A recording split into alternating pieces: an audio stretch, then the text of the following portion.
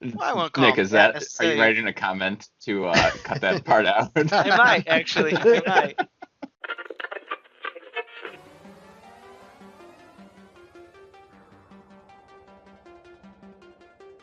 It's that time again. Time for the all-new Culture Cast, which begins right now. Welcome back, everyone, to the all-new Culture Cast. Do my game show voice. And today, oh man, I was going to do a bit at the beginning of this, and I totally messed that up. Oh, well, I'll save it for next week. It was pretty classic, Nick, right there. Yeah, I had another bit I was going to do. All right. Anyway, I'm Nick, and who else we got here? We got the Gorehound. The Gorehound reporting live in from the graveyard. And we got Mike. Hey, how's it going, everybody? And we got Cuz. He's not here yet, but he'll be joining us, I'm sure, at some point in time. Classic Cuz. Classic Cuz. I should probably message him saying, "We'll start. You just catch up." He says, "I'm in the podcast right now. Can you guys hear me?" Meanwhile, he's at McDonald's down the street. But anyway, tonight we are talking about Falcon and the Winter Soldier, the latest of the Marvel Netflix series that's taken the world by storm. Is that the right phrase? Let's not exaggerate there. Well, Also yeah. known as Zemo and Friends too. Z- I think that was the alternate title. Yeah, Zemo and Friends. We'll talk about that. But this does not make the big splash the way WandaVision did. WandaVision No. seemed to be like WandaVision. This seemed to come out and people were like, yeah, but it didn't really break the mold. It was like another kind of like Marvel movie just stretched over 6 hours. But I legit forgot to subscribe to Disney Plus to watch it, and then I was like 2 or 3 weeks left, and I'm like, oh wait, I have to get on that. So shows my excitement for the series. I did want to see this one. I could care less about WandaVision, honestly. I did want to see this one because I am a big Captain America fan. So even though this is the Captain America show without Captain America in it, I enjoyed it. So, well, I was looking forward to it rather. Sorry, Cuz is saying that he's here, so I'm going to see if I could add him to the call here. So let's see. I added Cuz. Let's see if he I comes see him in here. He needs to accept the call. Cuz is unavailable. Of course. Oh. Classic. This guy does not get any more textbook. Including the, what time are we doing this at?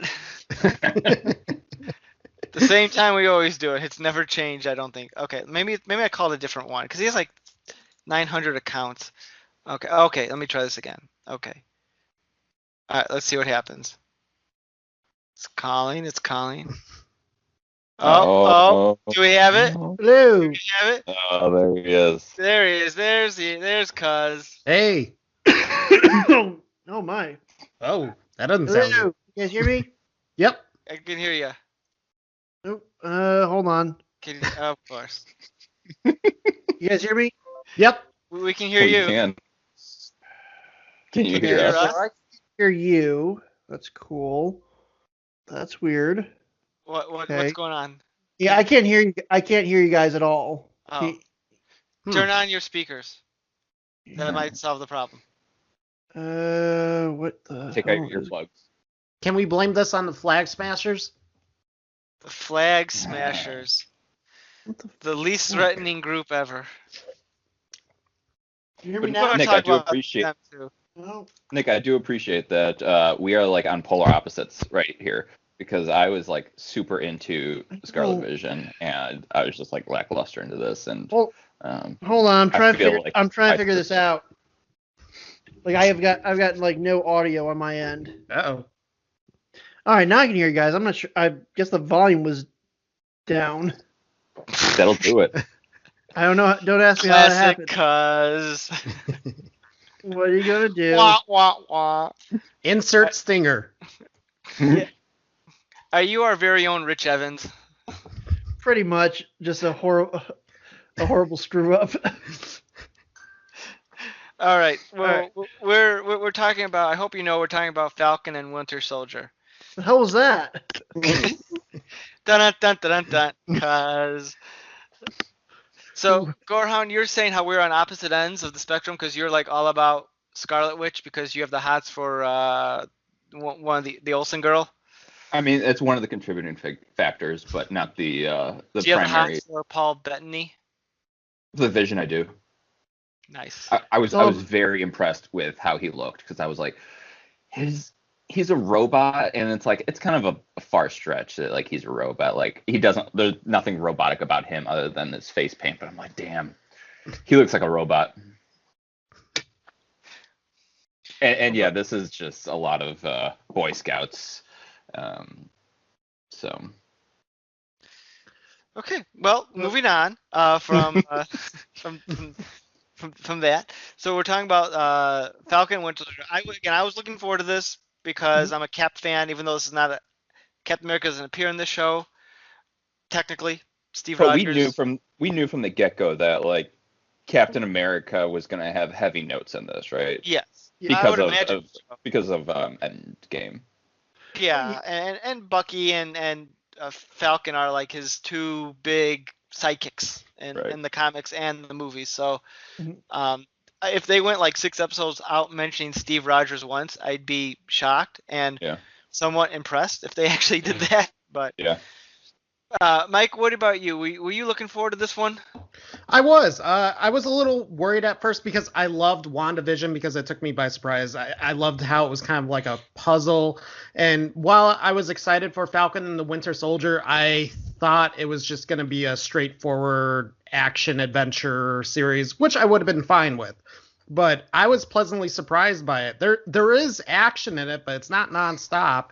And I was very surprised by the depth and and the layers with some of the characters. And like I've never read the series for this. And Nick, I think you said it's loosely based on one of your favorite story arcs. Yeah, Are we'll you talk gonna about read that. I got any of the that right comics? here. Are you gonna read any of the comics after this?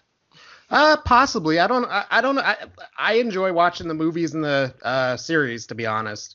Yeah. Yeah, I'm more of the. I admit it. I'm more of a just kind of a casual fan. Filthy casual. Cash.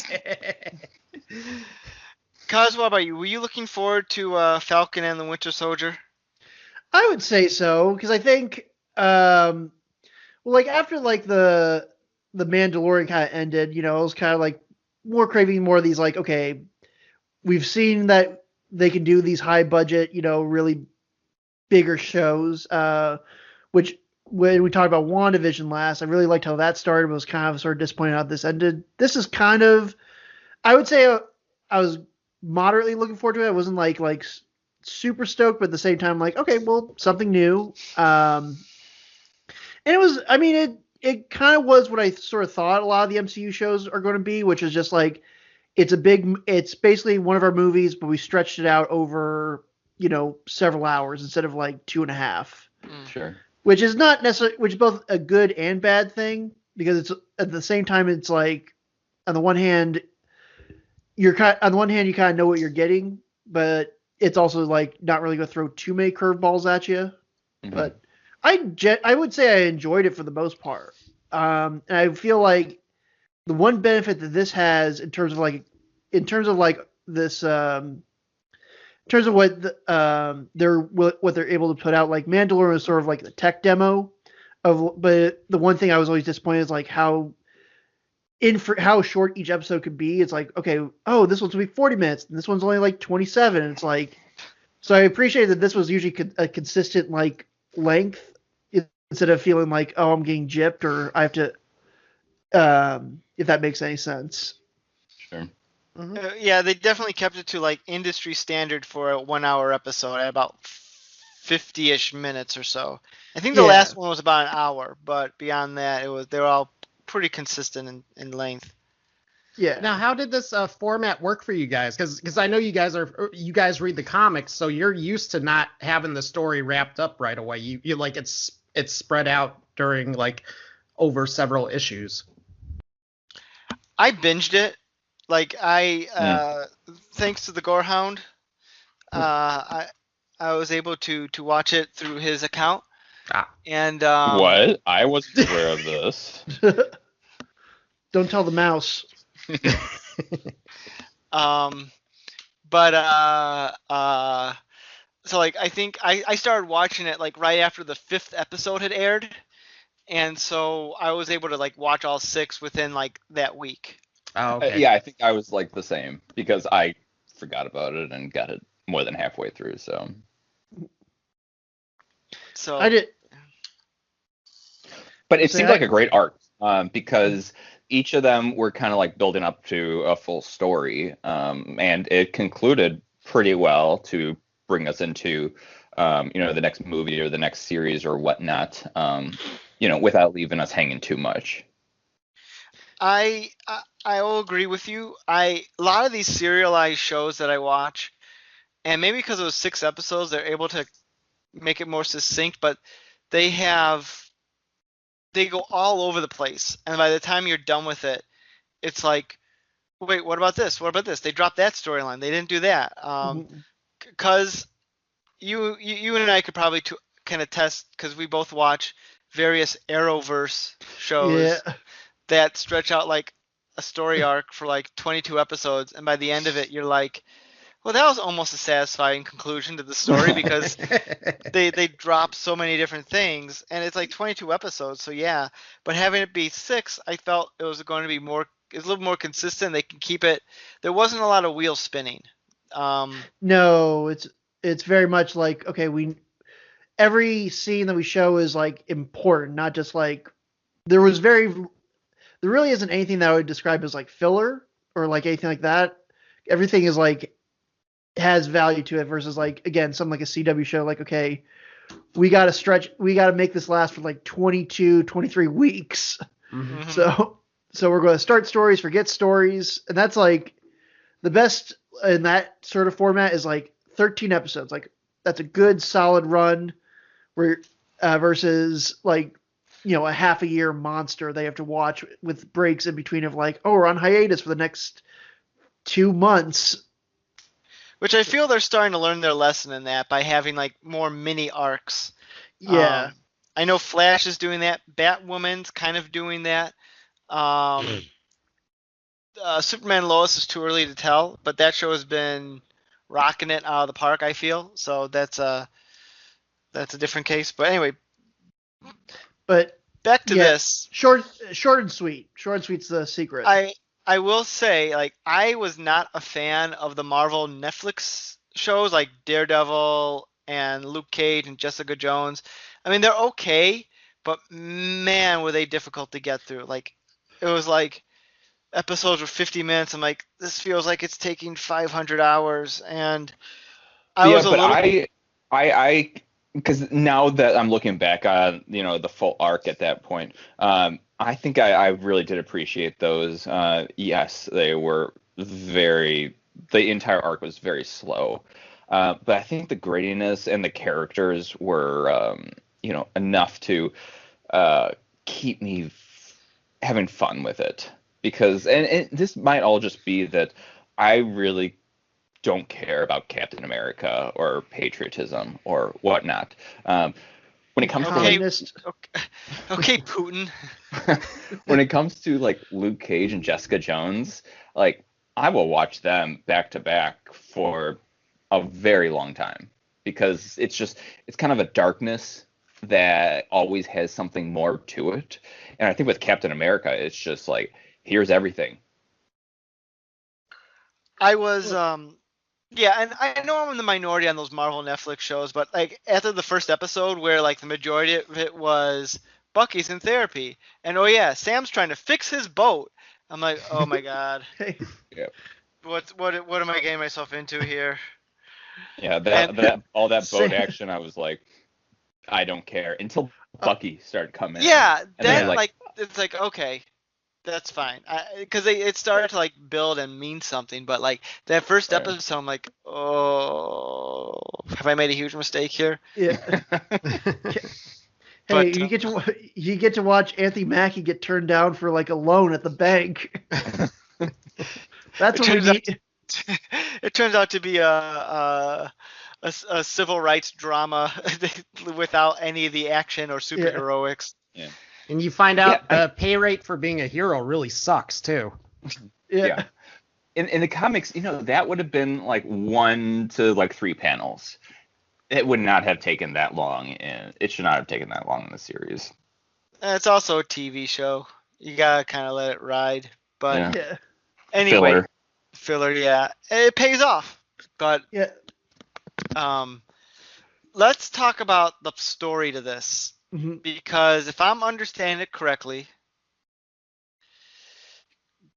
they made a super soldier serum that maybe makes you crazy, sort of. Might not, depends on who's writing it and how the story is being told. But it's in your system, and these people who are working for the power broker decide we're going to go rogue. We're going to call ourselves the Flag Smashers because we like the things the way they were before everyone came back, and there'll be no countries, and everything's going to be hunky dory. But in regards to the serum, it did seem logical to me. Like I don't care anything about the serum, but it did seem logical. Like, yes, whoever takes the serum, it's not going to make them immediately Chris Evans. Like, people are going to react to it differently because it's not just the serum that makes you Captain America. There's a lot more that goes into that. Well, But was it? Yeah, go on. I was gonna say, I think because I think during this run, I rewatched the Captain America: The First Avenger movie, I'm sorry. and it's those first wave of Marvel movies are so different from what they've turned into today. Right. Yeah. But I will say, like, I think in that movie they make a point of like, look, besides the serum amplifies whatever's on the inside, so good becomes great, bad becomes worse, and just so happened that again, Steve Rogers is just a really good guy and just incorruptible. My hero.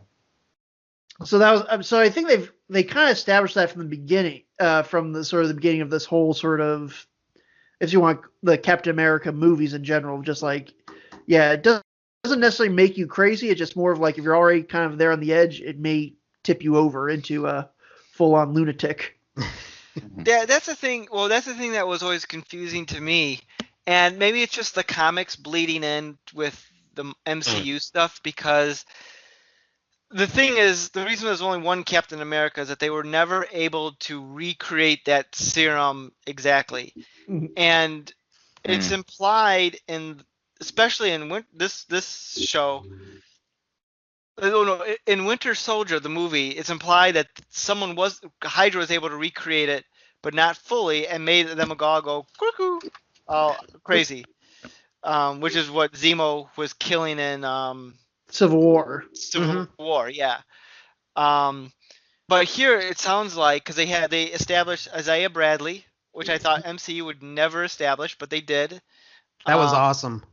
And he was, what was his name again? Isaiah Bradley.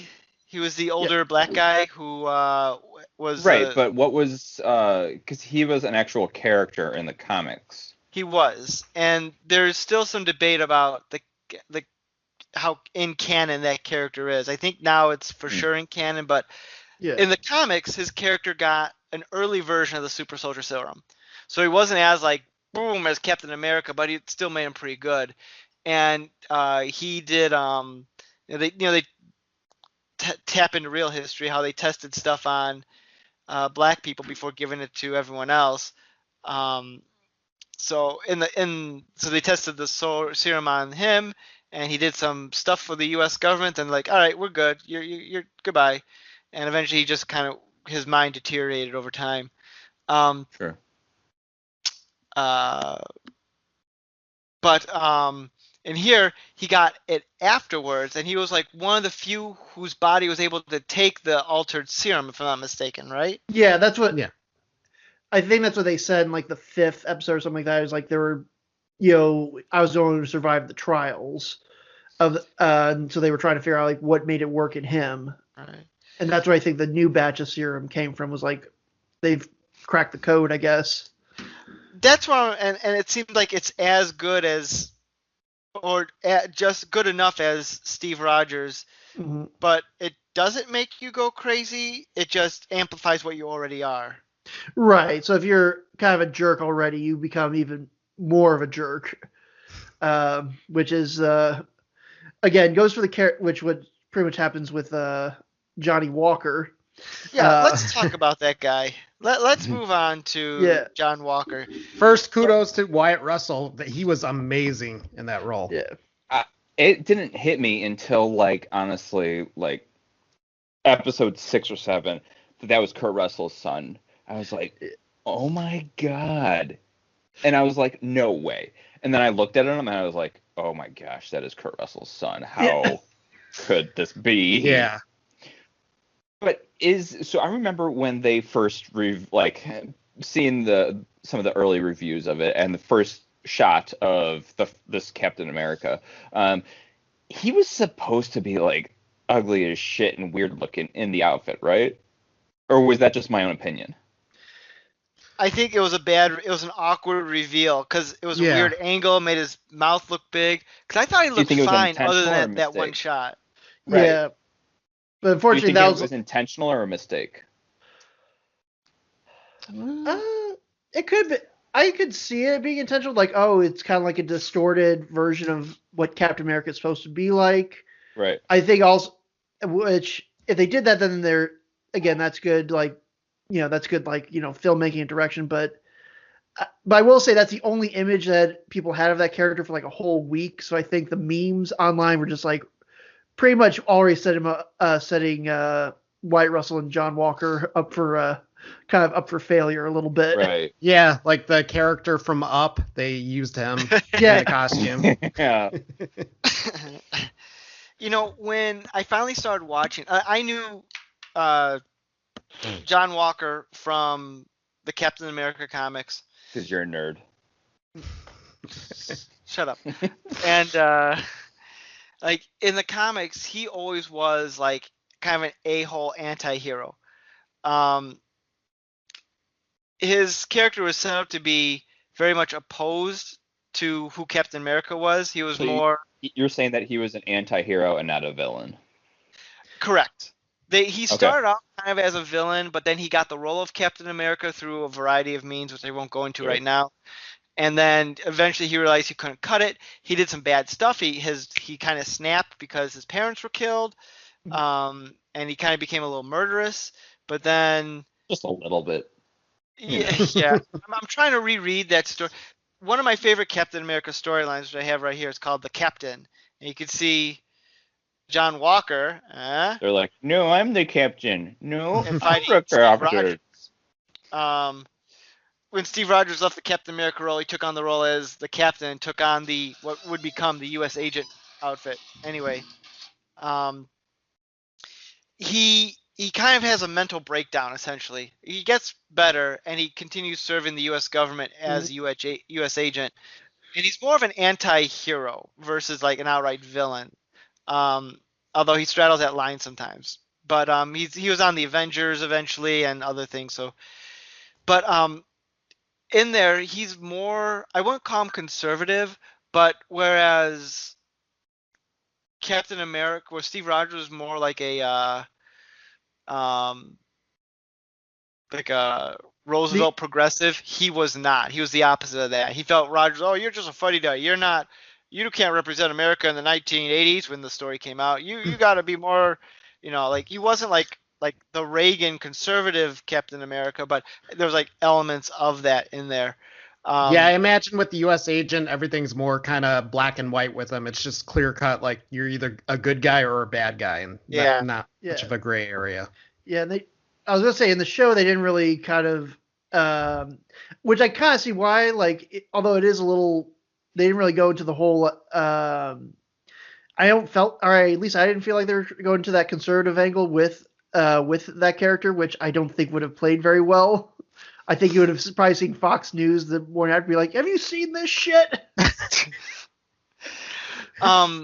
They and then they didn't have to go that route. Like you could still make him an a-hole, black and white, without mentioning politics at all. But what's interesting is, like, again, I didn't start watching it until after episode 5 was released, so I'd seen like news blurbs and things, and people were like he was getting like right, Russell was getting death threats, and people saying, "Oh, he's an asshole. He's the worst. Why is he Captain America? He's an a-hole." I'm like, Mhm. okay. I'm thinking like, okay, at least they got like how much he's supposed to be disliked, because that's probably intentional.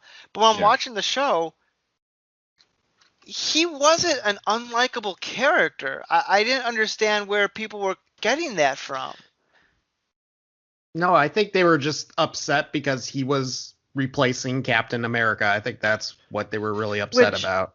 Which is part of the point, but at the same time, it was very much the blurring of of TV show and reality. Like, look, they're not legit replacing Captain America. It's part of the story. Like, Right. Yeah, and I immediately knew like, okay, this guy is not going to be the Captain America, because coming into this, I pretty much knew that Anthony Mackie was going to end up as Captain America, Right. given the previous events. And so I'm like, okay, it's just part of the story, and I was fine with that. Yeah, it's just it's amazing how some of these people just can't they can't separate that from reality. Like even the Game of Thrones actors would get death threats too. Like some of the bad people on that. It's like, but that means they're doing their job. You're not supposed to like them. Like the death threats aside of the like, because he wasn't Chris Evans, like he wasn't even like an unlikable character. I didn't understand where that was coming from, unless it was just Chris Evans' withdrawal, which I guess. But I think that's what it was. Later into the series that I started to get like, okay, he really is a bad character once we got into the story. Yeah. But immediately, it took a while for me to really be like, okay, yeah, he is bad. Like Well- when he snapped him and he killed that guy on the streets, and everyone was like videotaping him, Yeah. which I didn't buy into him snapping. I really didn't. It seemed really cliche and just very expected. It didn't even build up. It was just kind of like, oh no, my friend's dead. Well, I'm going to kill everyone. Like, Yeah. there wasn't any hints prior to that something like that would cause him to snap, especially if he was this decorated soldier.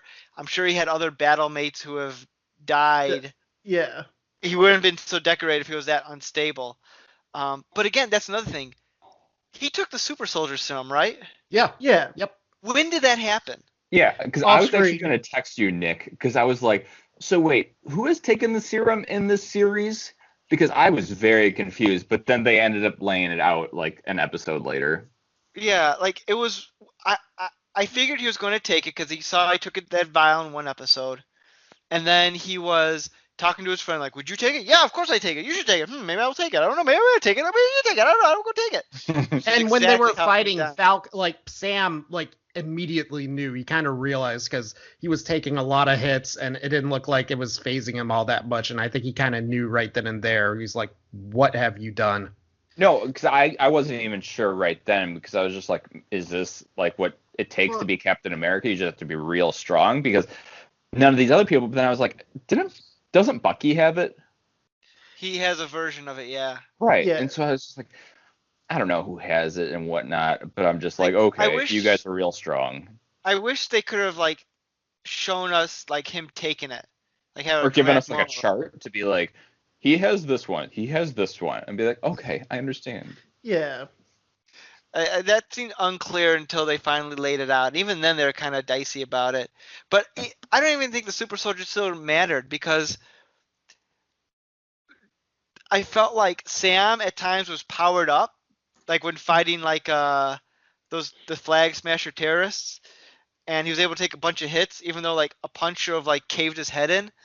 And like Yeah. other times it was like, oh no, I'm flying across the room. Like it was very inconsistent, the power levels and who had what. Right. And the other thing is, I don't think Johnny Walker, I don't think he was dead set on taking the serum right away. But then you remember he was in a fight earlier with the people from Wakanda, and he was really upset. He's like, Yeah, they he got weren't whooped. even super soldiers. And I think that's when you kind of got cued in as, okay, he's probably going to take that next time. He's feeling a little needs a little juice. Emasculate. Emasculate. That was where I was looking for. I was like, Mm-hmm. I really like the inclusion of the Wakandans when Yeah. they came in. That was It's really like, cool. Oh gosh, They're great, and I cannot wait for a movie. But I'm also still reading like all of the Black Panther comics on Comixology, so that was really cool. It was great they included them. I'm sad they didn't include any of the actual actors from Black Panther. Like at first, at the very end, when that one episode where Bucky saw one of the warriors, I thought it was I can't think of the actress's name. Shuri. No, not Shuri. Hold on, I'm gonna. I think she plays Michonne in The Walking Dead. Danani. I'm gonna butcher this name. It doesn't matter. Yeah, but it kind of also. But I will say it kind of also works as like this show is kind of focused on the side characters, so it kind of makes a little bit. It makes sense. Like, okay, well, we'll some of the side to have other sort of side characters from other parts of the Marvel universe show up. But I will give the show one credit that WandaVision didn't manage to pull off.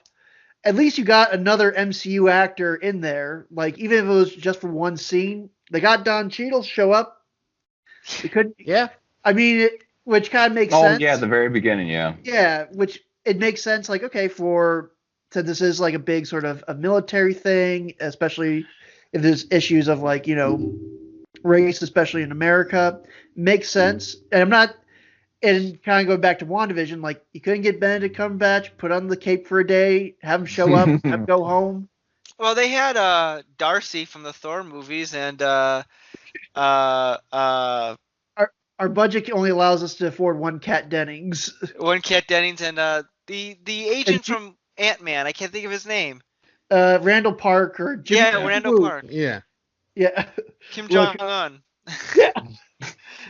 You either get one scene of Benedict or we can get Darcy and Jimmy in this thing. That's it. Couldn't afford the rights. But yeah, I mean, it was nice seeing some of those. But yeah, since Bucky was recovering on in Wakanda, it was nice they kind of brought that up, and also because Wakanda doesn't like Zemo because Zemo killed their king. Mm-hmm. Which I'm surprised Wakanda didn't like extradite him to begin with, but yeah. Well, or the fact that at the end they say we're taking him to the Raft, which is like a U.S. government prison, isn't it? I think it's like no. I think they established like either U.S. government or it's like UN or something. I mean, we've only used it once. Which I'll get into that a little bit later in terms of like things I'm disappointed that the show didn't do versus what it actually did. But I'll mention that a little bit later on. Well, I mean, I think it's established what the Raft is now and how important in the comics it is, right? Or do you think it's not as developed as I think it is? It just seems to be a prison. I'm not sure. I'm not as familiar with the comic version of it, but I mean, I think if my knowledge of Marvel serves me well, I think there's like several different like supermax prisons for like supervillains. Right. Yeah. I mean, the Raft is basically where they keep locked up villains. But so far all they've used it.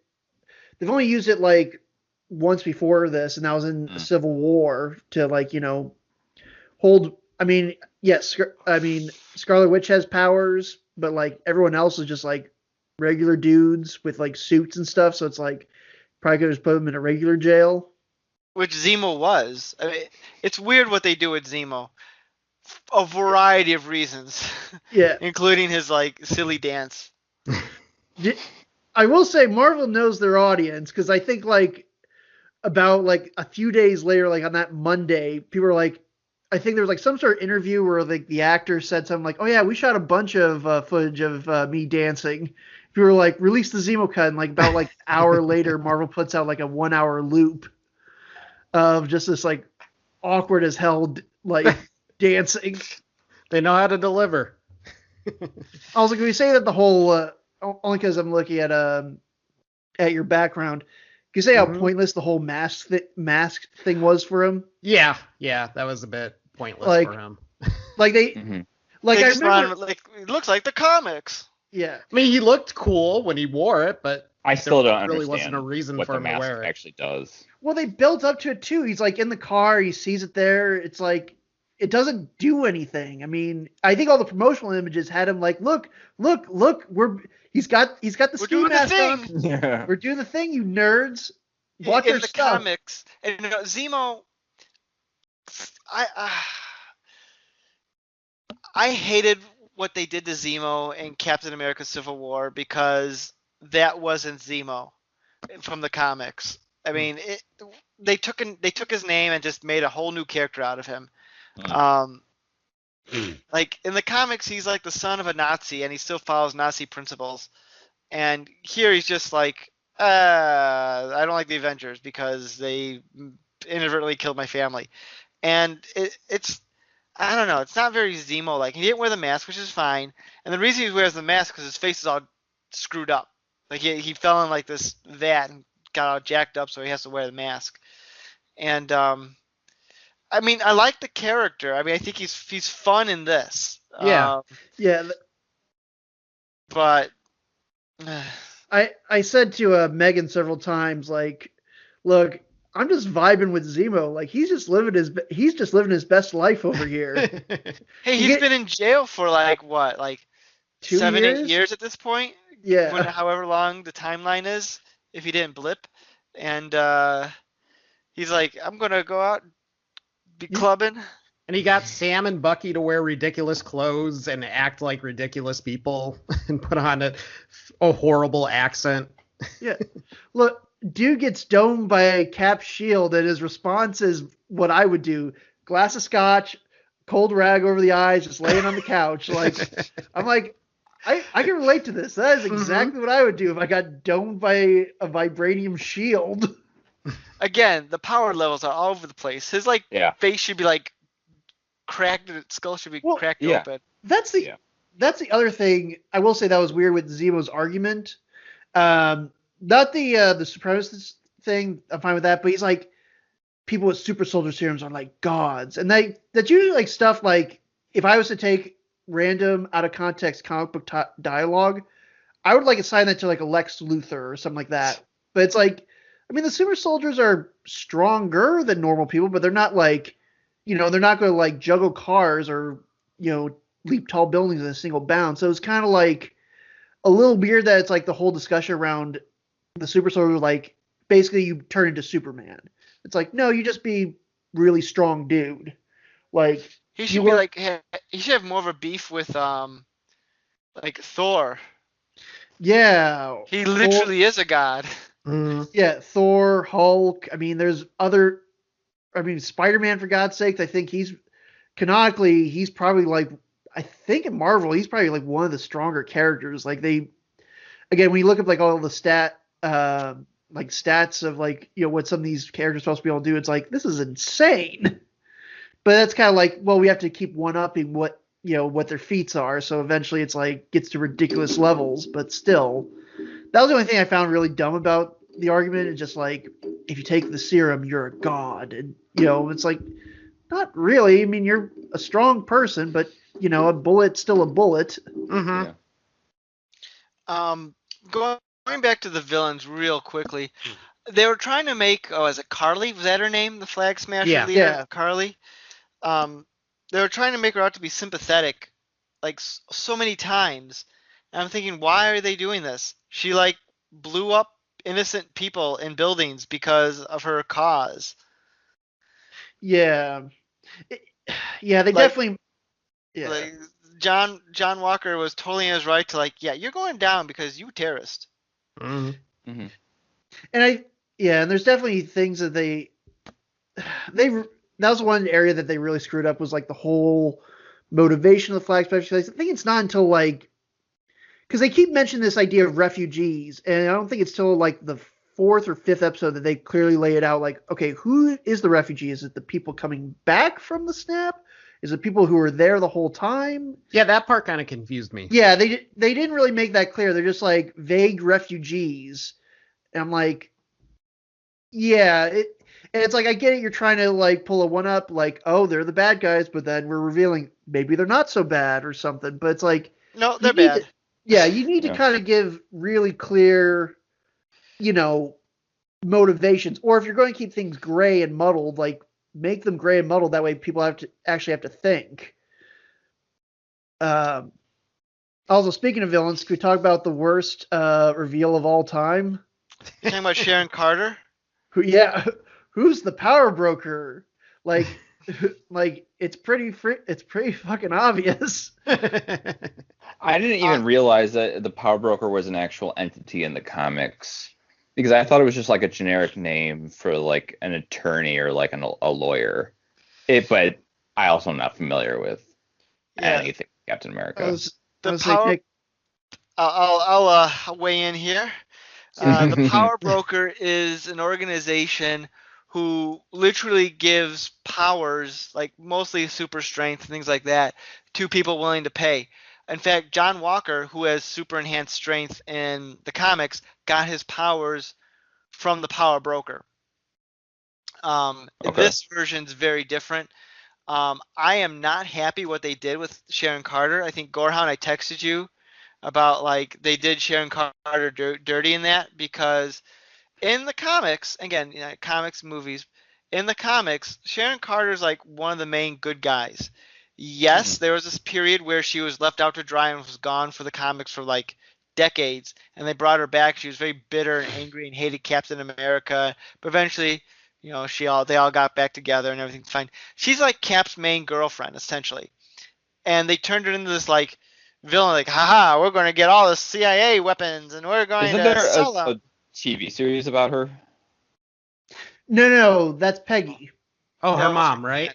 No, Yeah, Aunt. And Oh, Ant. Okay. Yeah. I don't give a shit. I mean, it's like to me, it's like it would be like if DC Comics did a movie that turned Lois Lane into like the biggest biggest DC villain. It'd be like, what?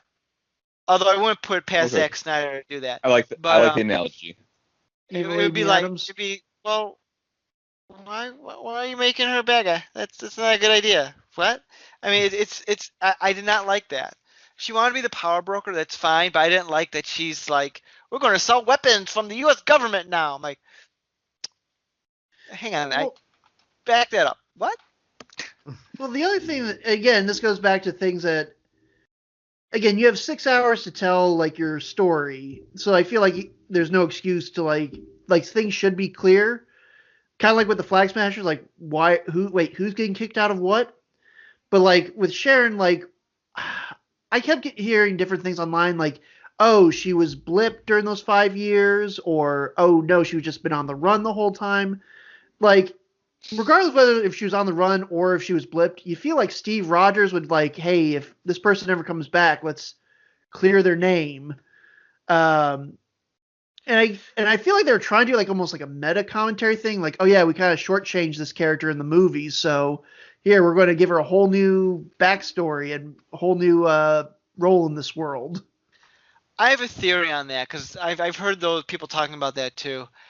I don't think Sharon was blipped. I think she went on the run, but she wasn't with Cap and all of them. I think she went so deep that when Cap was trying to find her, maybe he couldn't find her, and he just thought she was blipped. And when everyone got unblipped, that's when Cap decided, I'm going to go live my life with Peggy Carter. We'll live my life with your hot aunt. But Hey, yeah, Peggy, did I tell you I one time made out with your niece? So let's have that dance. yeah.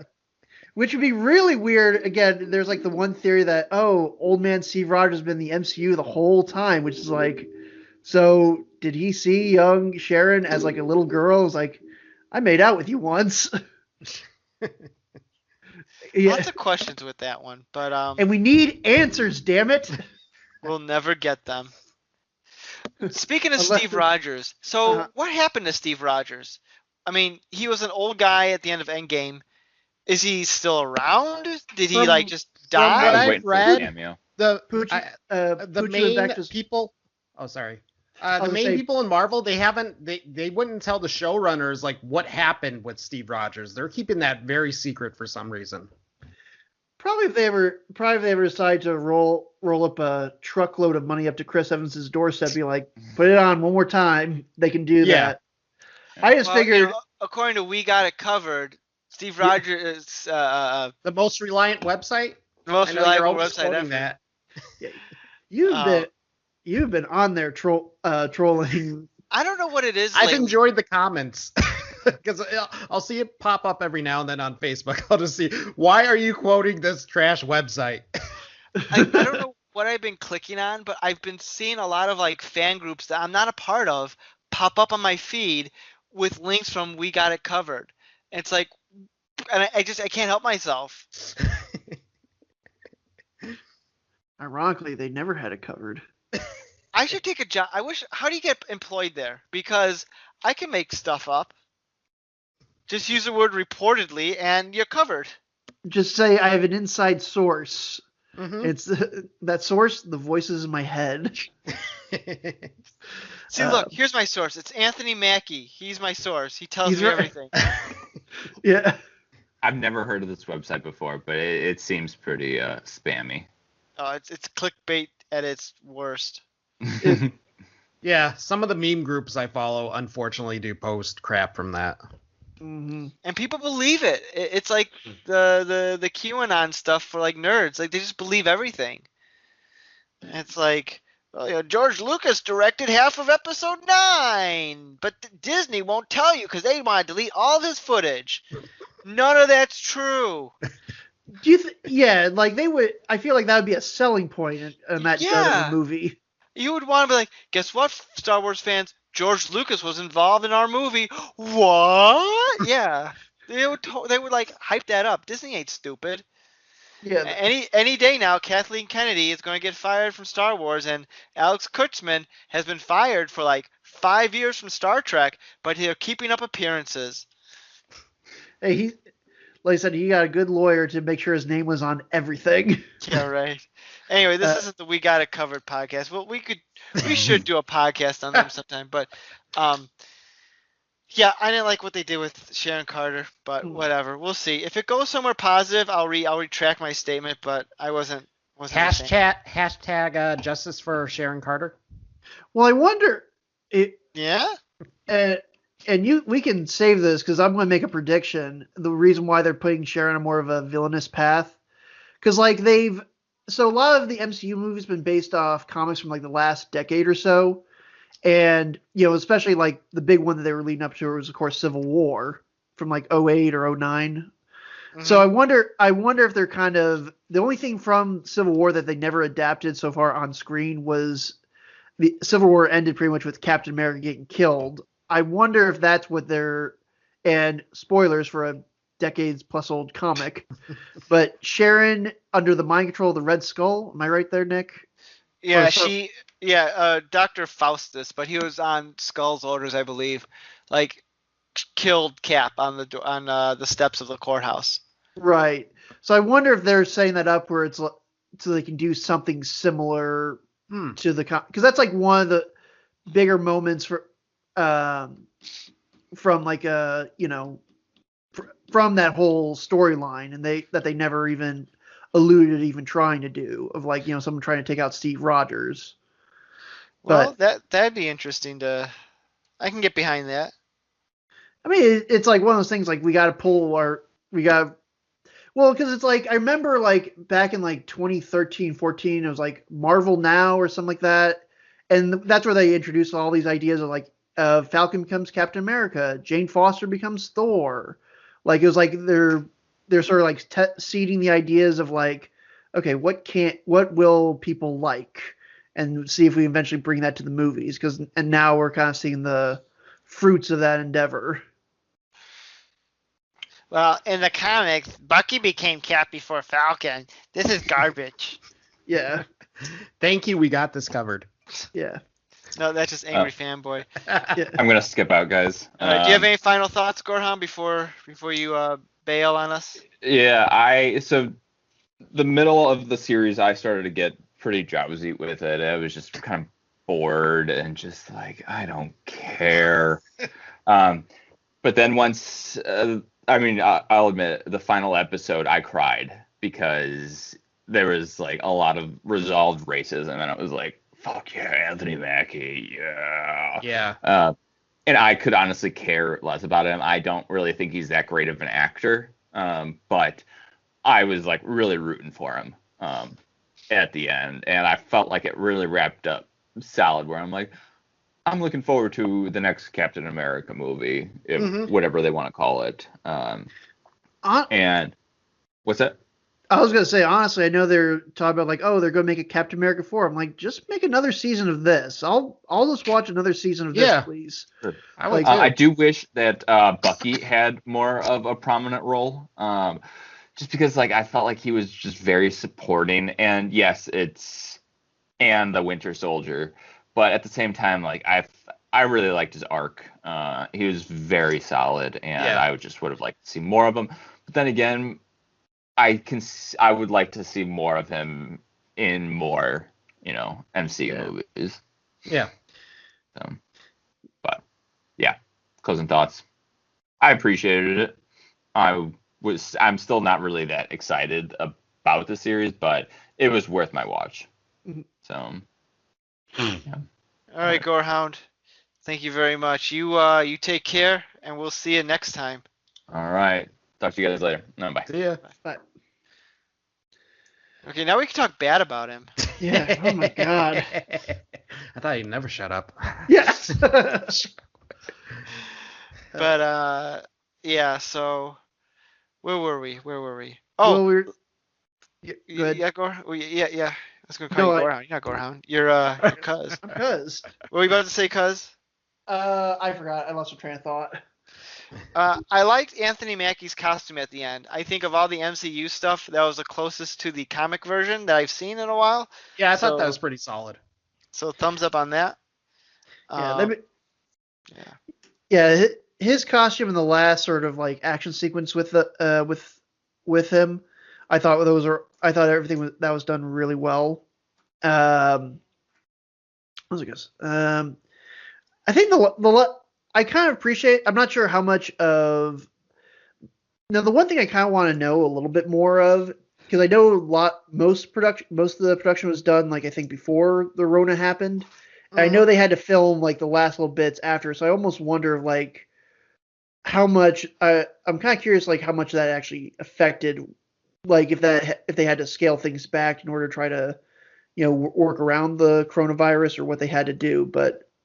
I mean, it was like I said, if anything was changed, I mean, it wasn't really obvious. Like it still felt pretty grand and epic without feeling. Yeah. Like WandaVision's ending was kind of like bloated and all over the place. I'm like, okay, just it's CGI characters fight against each other. Here, it felt more kind of like, I like it was more like it really was less of like, okay, I got to battle my evil counterpart, and more of just like, well, it's a rescue mission. Mm-hmm. We got to, which is like that's a typical good fashion superhero ending. Yeah, save people. That's what we do. Yeah. And I like how even John Walker kind of had a redemption, because he came to like, I'm going to stop the Flag Smashers, but like when he was like homemade shield, which got destroyed almost immediately. Yeah, which I will say this, I was surprised like when he showed up like in his full on get up. I'm like, they let him keep the outfit. Well, they did say you gotta return it. So at his trial, so apparently he had not returned it yet. You got to pick it up from the dry cleaners. Blood does not come out easy. But I had a prediction going into the last episode. Nick, you probably would know more about this than me, because I was thinking like, okay, he's making a homemade shield, so I wonder, because I know during a period of Cap's history. He adopted a new persona like Nomad, where it was like this weird sort of like wrestling outfit with like a cape and like a I was thinking like, oh my god, I wonder if he's gonna be like bootleg Captain America dressed up like, in like clothes he just found like in his mom's closet. Like I was totally expecting that, like he would look like Trash Man, like. But it said like, oh, they let him keep the suit. Well, there goes my fun idea for a finale. That'd be amazing. No, he was amazing in this, and I'm just worried that the fans who sent him death threats and stuff, I'm worried that they might have soured him on this, that maybe he won't want to do this in the future.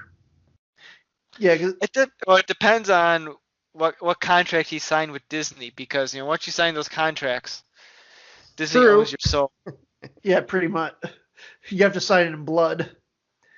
I do. Well, kind of with the end of Johnny Walker's story. I do want to bring up one of the weirdest casting things I think that Marvel and Disney has done, and I'm probably going to get some flack for this. I've not seen the show Veep. My only experience with Julia Louis-Dreyfus has been Elaine from like 30 years ago. I've seen all of Veep. It was okay. I love Veep. It was. I have not. It's on my list of shows. Like I'll get around to that eventually. Mm-hmm. But it's pretty funny. But I was like, so like, in terms of like casting out of left field, I'm like, what the fuck is going on? Like, because she's like doing basically like a comedy bit of like explaining like your long ass name, and again, it was very. I will say I appreciate that they're trying to bring like an obscure comic book character that I had no idea about. Like, it just wasn't like. I'm like, okay, I appreciate that it's like a character I don't really know that much about. Like the only other time.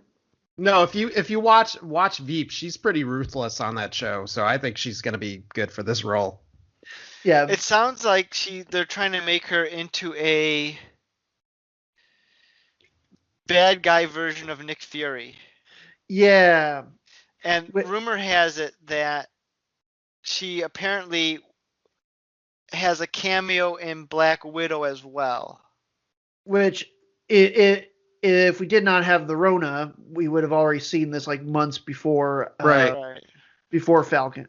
Well, actually, I think this was supposed to be the first show, but I think because they didn't have all the filming done, they were like, well, we got more WandaVision. That's filmed on like a closed soundstage. So, because I think that was like, I think the original plan was like it was going to be Cap, then WandaVision, then everything else, I suppose. I think you're right on that one. Yeah. But yeah, they Goddamn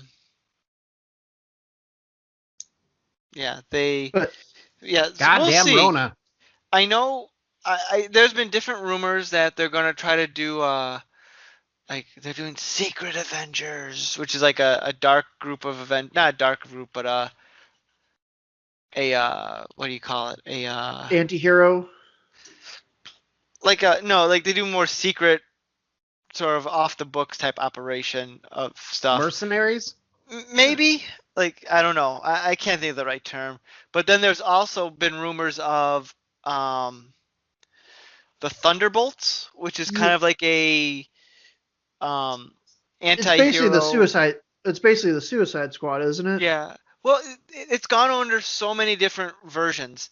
Like, the first version was actually led by Baron Zemo, and it happened when the main Avengers all disappeared. And so this group comes up pretending to be like, we're going to be superheroes, and they're actually all really villains, but no one knows this, and they're going to plot to do something. But then that fell apart because the villains actually enjoyed being heroes, except for Zemo, and so they turn on Zemo, and hijinks ensue. Yeah. And then eventually that roster got turned over and became more. It was led by, I think, General Ross, who was like, he's like the Secretary of Defense in the MCU right now. And I'm wondering, because Ross apparently is going to be in Black Widow as well. I'm wondering if his character and Julia Louis-Dreyfus's character get together and start talking about, we gotta form our own team of like Avengers.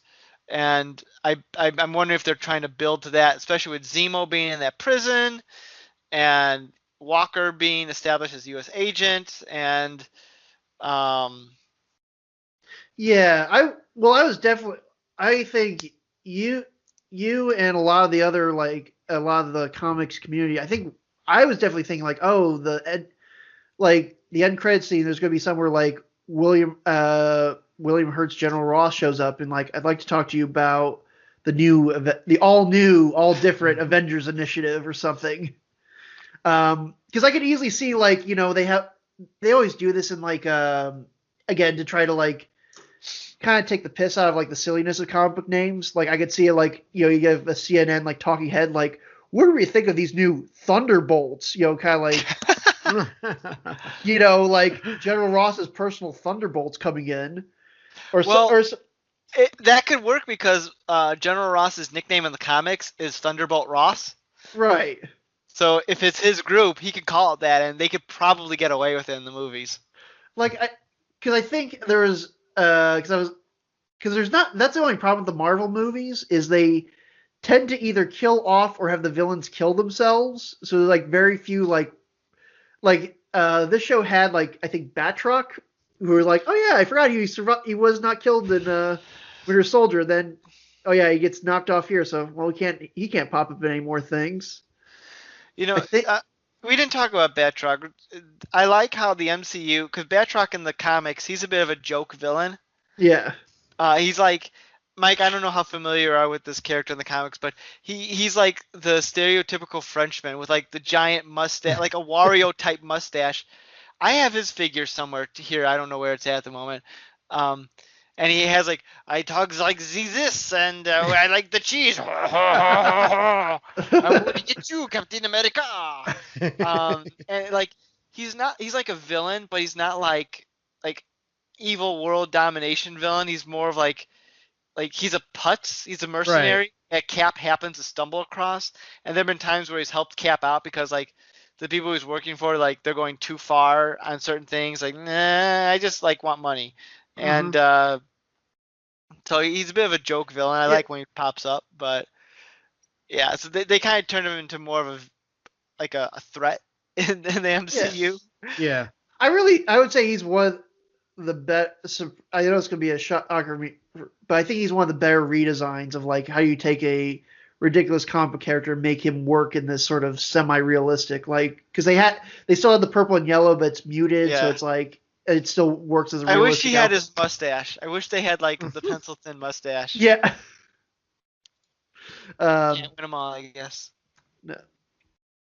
But because the only other villain I could think of, only because this is the MCU's redheaded stepchild, would be I think technically they still have. I don't think the Abomination is dead because I know there's been a few references to like Abomination. Allegedly. Uh-huh. Because they try to wipe everything from Incredible Hulk because, they don't want to talk about that movie. But supposedly he's going to pop up in the She-Hulk series. Which that would be, I could see that. I wonder if it's going to be like, well, the other Hulk villain that they've again not done anything with. They had who's that one actor, like Tim Blake or Tim Nelson? Oh, the leader. Yeah, because they were like teasing like if there was ever supposed to be a Hulk sequel, like, oh, we're going to have the leader. He's going to pop up. But again, it's been over 10 years and we've done nothing with that. But I can see that. Like, all you need is just like a jail sequence where literally just have like the camera pan. And you have different supervillains like in their cells or something. And Trevor from Iron Man 3. Yeah. Oh, God. Hey, maybe Trevor will show up in Shang-Chi, because apparently we're getting the real Mandalorian in that movie. Not Mandalorian, Mandarin. Yeah. I mean, I guess I could bring the Mandalorian in. Why not? Disney owns them now, so why not? I mean, I feel like if Disney runs out of ideas, let's be like Marvel versus Star Wars. Go watch it. They have to team up against like Darth Thanos or something. It'll be like that video game. It'll be like the video game Mortal Kombat versus the DC universe, where like the two universes got mashed together. Underrated. Directed by Zack Snyder. I'd watch that. But no, yeah, kind of, yeah. Like I was really kind of hoping. I don't know. There's been a few things in these Marvel shows. I know it's only the two of them, but they tease bigger things. And they just have not delivered on them. Like WandaVision's like, oh, we're the X-Men. Nope, it's a boner joke. Like, oh, Dark Avengers. Yeah, nah, nope. Like, not even like the hint. Like, it's more of just like, I guess they're just taking advantage rampant fan speculation, just saying, sure, maybe. I have Yeah, a and plus feeling. maybe Oh, go they ahead. don't even know how successful the series will be yet, and maybe now they're starting to realize, oh, this can work. I mean, it's the MCU. It's like made to print money. Yeah. Like it's I got a feeling that the Dark Avengers, or whatever you want to call them, Thunderbolts, I have a feeling that thing may actually have traction, and the seeds are being placed without us even realizing it right now. Like the upcoming Hawkeye series is coming out, and Hawkeye was a part of the Thunderbolts at one point in time. I think it was their leader at one point.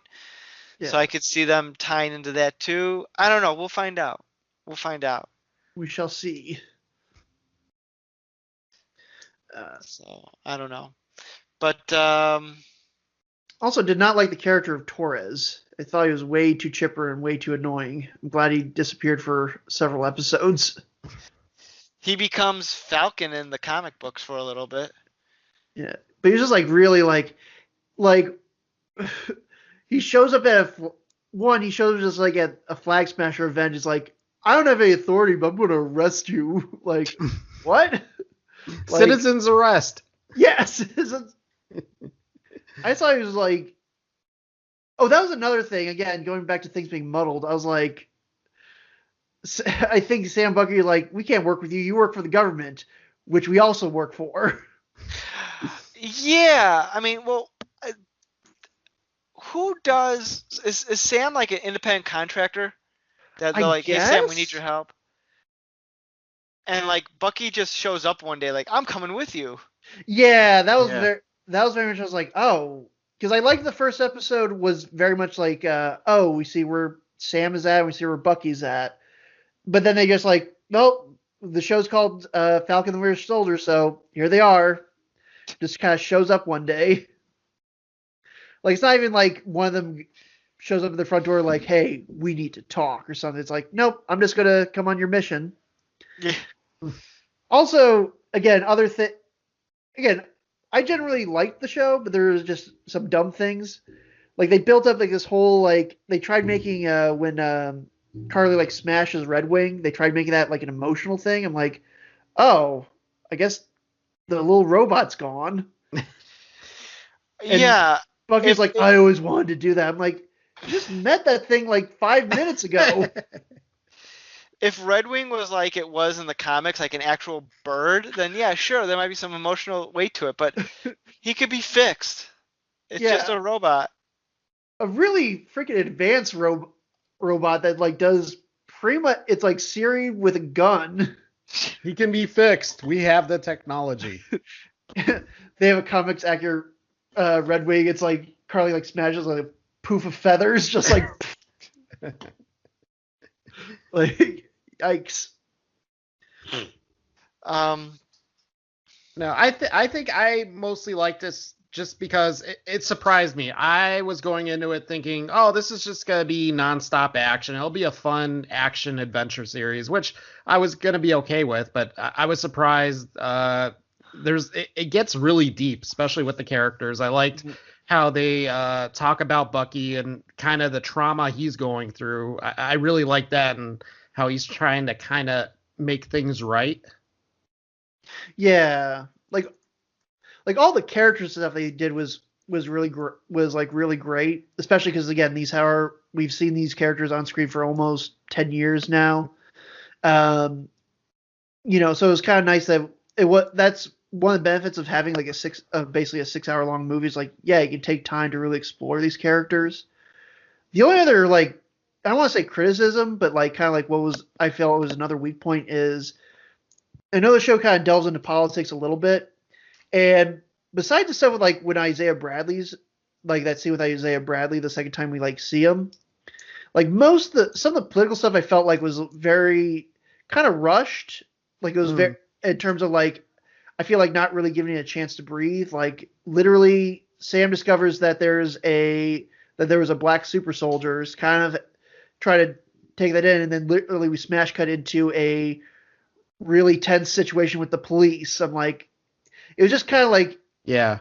like, and don't get me wrong, like, I'm not saying that stuff is important, but it was just very kind of like fast. Like, oh, we gotta show this stuff that this is happening. It's like I felt like you did a better job with the whole like the banker scene. Like that was like I think in better terms, it was like like subtle, subtle racism and stuff like Yeah. that versus like really on the nose with the police scene. And then there was one, oh god, there was one that was really bad with the I think Carly says something like, "We don't ki- I'm sorry about your friend. We try not to kill people who don't matter." Right. He's like, "Do you think Lamar's life mattered?" I'm like, "Oh man." Like I see what you're doing, but man, that is like, there's on the nose and then there's that of just Yeah. I need a sledgehammer. Wham! yeah, like there's some moments where the show can be real, like have some good subtleties and like really mature, but then there's moments like that where I'm like, we get it, but just because you're trying to hammer it in does not mean it'll actually stick. It's like you gotta incept us. You gotta pull an inception on us. But that was like my really kind of like, I was like, big weak point of the show was like some of it was a little just, it was not done as well as it could have been. Guys, did you know that in order to be Captain America, it just takes a weekend of throwing the shield around and getting that figured out? I wish they had like more like an 80s montage, like something that like push it to the limit. Hey, Sam is down there. He's by the look. They mentally figured out their issues when they were fixing the boat, when they're and then they just some physical training and boom, you got it. Anyone can use that damn shield. Johnny Walker wasn't special. It just seemed like it was just funny. Like, he's like not getting it.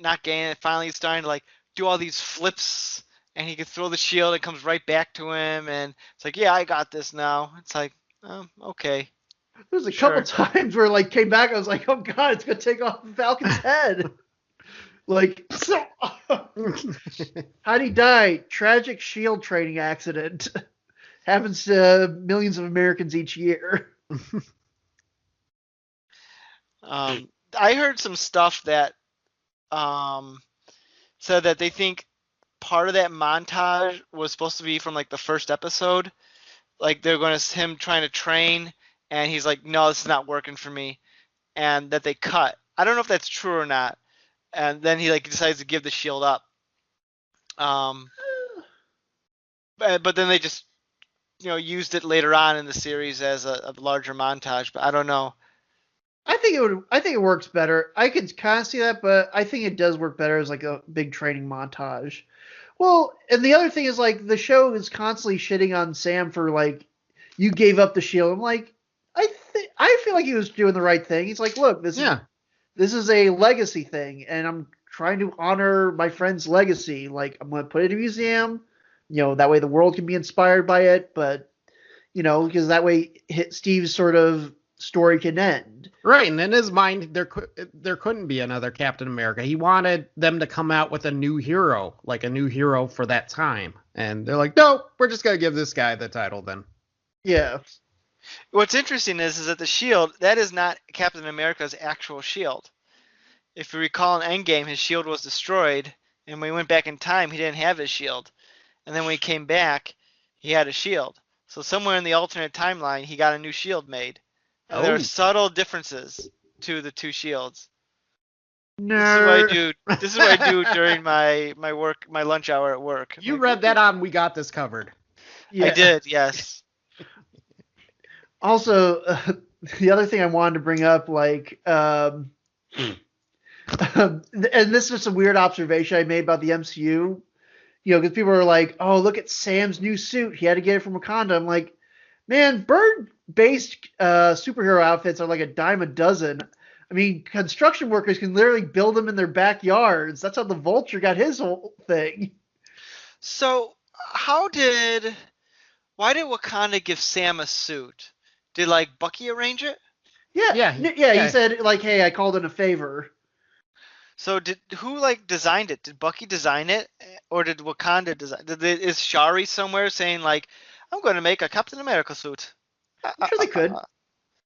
and like I hope this fits him. Yeah, it's like too small, like his midriff showing and stuff like that. Like, uh, you're gonna need to change this. Too tight, too tight. Or it's like too big, where it looks like he's like a little kid wearing his dad's jacket or something. I thought you Americans like to wear it baggy. No, not this baggy, and not Like- for a super suit. No, it's like he's flying, it, like inflates up like a parachute, like. Again, these are the subtle details that we need more in our movies. Damn it. Also, the other, I was just trying to go through my head of like things that I won't say things. I'll say that kind of annoyed me, but just like I wish they could have done better. And this is me wanting the show to be something that, you know, it's not. But I wish that final, like Bucky's whole like emotional thing, besides his last confrontation with Zemo, where he's like, you know, he's like gotcha, and all the bullets were like in his hands or something. Mhm. Was like he talks to his, you know, his elderly neighbor whose son he killed as a Winter Soldier, and they just kind of sort of breeze through that. Like I feel like that was built up like as his big emotional like crux, and you're just like, I know I have your son. He was murdered by the Winter Soldier, which was me. You know, guys like what? Mhm. And then they just You're saying words I don't understand. yeah, like but yeah, it was just I was like I thought they were kind of building that up to be like a bigger scene instead of just like, yep, here it is, and then okay, we're done with that. Then he Goodwill hunts the book back to the therapist of, you know, just like thanks for all the therapy, doc, and just like, you know, gives her the book. Which I'm sure that's not how it works. I'm No. sure he has Well, well, I did all my things, so I'm done with therapy. No, you're mandated by the government to be here. well, no. Megan was like literally, as she was watching this, she's like, "This is not how a therapist would be. They would not get this confrontational with a client, no matter even if it is someone with PTSD." Like she was like saying, "She's a terrible therapist, like legit." Which weird that she only showed up for like the 2 episodes, and that was pretty much it. Like, well, we're done with that. Do we want to talk about any of the comic version, or should we save that for another day? Because we're going on kind of long here. Well, I was gonna say, were there any things that you wish were adapted from the comics into this show? Well, the episode, the series was it's really its own thing. They took some loose, like they cherry picked, like the big thing of John Walker becoming the new Captain America, having his character sidekick name Battlestar, Mm-hmm.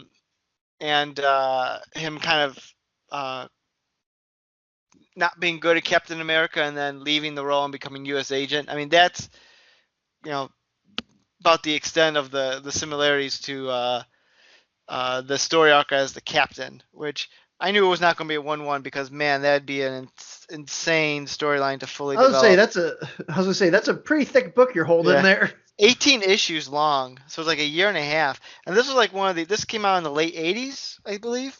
And late 80s. And it was like one of the first replacement hero storylines that became popular in the 90s. But it doesn't get much recognition, I think, as much today as it did, as other ones at the time would have been. And now replacement hero stories are a dime a dozen. Yeah. Captain America gets replaced at least once every 10 years. It's like clockwork. Yeah. And so it was a good story. I thoroughly enjoyed it. It was a good take. I'm in the process of rereading it right now, just because, you know, I just finished up the series here, and so I want to reread it sometime. Reread it now just to remind myself of it. So You know what they should do for Cap season? If they do a season 2 of this, they should adapt the storyline where Captain America becomes a werewolf. I'd watch that. I'm not making that up. That's an actual storyline that Oh, wow. Marvel decided, like, hey, this is a good idea. Speaking of bonkers storylines, just one little thing. You know, Captain Sam Wilson became Captain America briefly in the 2014 to 2018-ish, thereabouts. I can't remember the Yeah. exact dates. And he's since gone back to being the Falcon. But in the 90s, there was a storyline, a two-part storyline where he became Captain America. And in this storyline, it's a flashback tale that takes place in the 70s. Mm, And I use air quotes because the storyline was meant to be as if Captain America's, like, when Captain America's comics were in the 70s, so it takes place in that era. And in it, Steve Rogers is apparently killed by some white supremacists by happenstance. And Sam Wilson's like, we need still a symbol to take down these guys. So he dons a Captain America costume. And it turns out, and I'm not making this up, it turns out the bad guy's plan was to develop a gas and release it over like Harlem or New York or something, where it would attack anyone and kill anyone whose skin color was not white. yikes. Oh, wow. Science. So inevitably the thing doesn't work and starts killing white people too. But you know, they stop it and it turns out Cap's alive and everything's fine. But like it's like amazing like how like awfully bad that sort of storyline. That I'm sure Mark Waid, who wrote it, I'm sure he did this very intentionally because the story is meant to take place in the 70s, and that kind of plot line sounds like something that would happen in a black exploitation type movie. Mhm. Yeah. And so I'm sure he was channeling that vibe a little bit, but still, like even as in the 90s, I'm reading this, I'm like, this is ridiculous, but it's kind of awesome ridiculous. Yikers. They should do that for next year's Falcon and Winter Soldier story. There you go. I cracked the plot of the next Captain America movie. Cut Yeah. the check, Marvel. Got the chat. Yeah, get Kevin Feige on the phone. We got a Captain America nerd with some ideas. And we'll bring in what turns out the surprise villain will be John Walker. But not John Walker, U.S. agent, the guy who made the whiskey. I'm surprised that they did not crack at least one joke on like John Walker, like the whiskey bottle. Like Maybe they didn't want to do the free advertisement. Maybe We that's could've- what Zemo was drinking when he had the rag on his head, and he definitely had a glass of something. you have like the bottle, like, you know, kind of like Johnny Walker whiskey. I, for one, will not sell out to corporate sponsors. Zemo was great. I liked his like when they're talking about music and like the Trouble Man soundtrack, and he's talking about it's a great experience looking into the experience of the African American life, and and Falcon's like shut up, but yeah, he's kind of right. He's out Yeah. of line, but he's right. Well, he's just like, I don't know if that dude's got like a completely like when he's off camera, he's like, "Hi guys, how's it going?" But he's like, every time he speaks, it's just like so creepy and evil, like where he's like singing like the Bob Bob Black Sheep, like, is he going to kill these kids? This seems like something he does before he kills a kid. You know, that was another thing that I didn't. Again, the one thing they did drop was when he was telling the kids trying to get where Carly was at, and he says like, "Don't trust them; they are not your friends." I thought that was going to go somewhere, but nothing happens with it. Yeah, Right, yeah. it was very, because then it's like, oh, there's my contact, and it's like the little girl, but it's like, yeah, it's very, that was something I was like, I thought they were going to do something like, oh, he's going to betray him, but which he never really does. Like, again, I mean, he No. escapes through a secret tunnel, but he never does anything evil to like derail the mission. He's like, yeah, my goal is just to kill all these super soldiers, and that's pretty much what I do. Yeah, he hates super soldiers, so he's like, Yeah. yeah, I can get behind this. And he even wants to help because he point blank killed the scientist who made the serum. Mm-hmm. Yeah. Which, which again, like Sharon, I get it. You're the power broker. Why are you taking them to your golden goose, like the guy who could actually make more of the stuff? Maybe she didn't want any more of it. I don't know. Maybe she didn't think Zemo was going to kill him. I mean, then Sharon, you're pretty dumb. That's dumb. That's very dumb. If you're a bit like, if anything, you'd set up a trap and like, I got them trapped in a shipping container. Knock them out, guys. Well, she pulled a Falcon when he had his cell phone on during their secret mission to the gangsters. Yeah. Anyway, I don't know. I think I've exhausted everything I could talk about with this. What about you guys? I think we've covered everything. Yeah. I brought the stuff that I wanted to bring up, mainly just a Julia Louis-Dreyfus being so fucking weird and out of place in the show. That was like my big thing. I'm like, what the fuck? But I would say good solid show. I mean, I don't know. It's one of those things. Like, I'll give it a while before I probably will rewatch it. But I would say for what it is, like, I appreciate what everything that it did. Yeah. Plus now I have a several months wait until the next one, the Loki show. So Mm-hmm. I'm gonna be. I'll need something to fill that Friday night TV watching. True. How about one of the 700 Arrowverse shows? Maybe Legends. Probably Legends tomorrow. That's about it. I can't. The other ones, I've given up hope of them ever coming back to being quality. Except for Superman Lois. Are you still watching Superman and Lois? I gotta catch up on it. To be honest, like I watched the first two, and then I kind of fell. But I think they got it. I think they got it on like an HBO on the HBO one. So I'll probably just spend a weekend or spend a day and just catch up on those. So. All right. Well, I guess that'll do it for us here. So thank you, Cuz. Thank you, Mike. Thank you, Gorehound, who left us a half hour ago, or probably 40 minutes ago. But he was smart and knew when to get out. Yeah, right. It's gonna be a long episode to edit. But all right, this has been the All New Culture Cast. Thanks for listening to us, and next week join us as we talk about Twilight. Woo! You've been listening to the All New Culture Cast. Check us out on social media. Drop us an email at nick.culturecast@gmail.com. We can't promise we'll read it. Theme music by Dana Vodovaz. Check out his work on YouTube with Vodovaz Music Productions. This has been the All New Culture Cast, a saltwater production. Original material copyright 2021. Thanks for listening.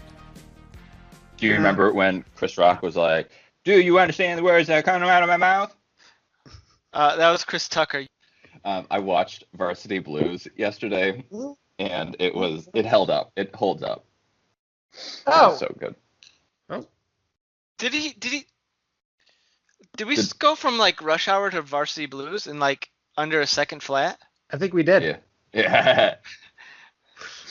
Is Chris Tucker in Varsity Blues? Chris Tucker was No. on Varsity Blues. No. But I bet we could find some connection.